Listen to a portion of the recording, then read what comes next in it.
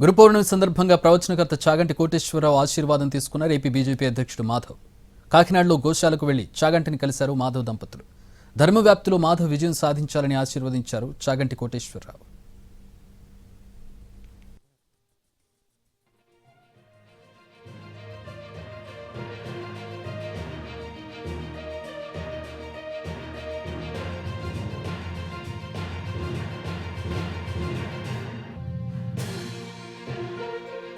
అంటే తనంత తాను గురువు కాడు, ఎవరి యందు మనకి గురి ఉందో ఆయన గురువు అవుతాడు.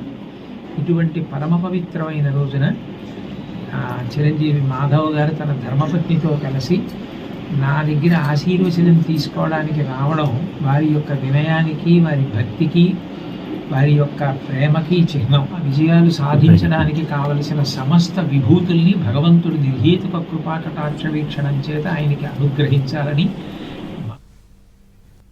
కాకినాడ ప్రవచన రాజధానిగా మారిందని అభిప్రాయపడ్డారు మాధవ్. ప్రభుత్వ సలహాదారుగా చాగంటి కోటేశ్వరరావు ఇచ్చిన 5 పుస్తకాలను పాఠ్యాంశాలుగా చేర్చే ప్రయత్నం జరుగుతుందని తెలిపారు.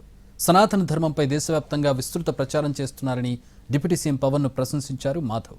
ఆంధ్రప్రదేశ్ నెంబర్ 1 రాష్ట్రంగా కూటమి ప్రభుత్వం తీర్చిదిద్దుతుందన్నారు.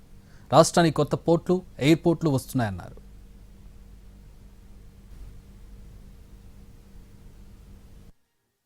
అనేక రకాల విషయాలు, అలాగే విద్యా బోధనలో ఎటువంటి ఆలోచన క్రమాన్ని తీసుకురావాలి, నైతిక విద్య ఏదైతుందో దాన్ని ఏ విధంగా అమలు చేయాలి అని చెప్పి చాగంటి కోటేశ్వరరావు గారికి అప్పచెప్పడం జరిగింది.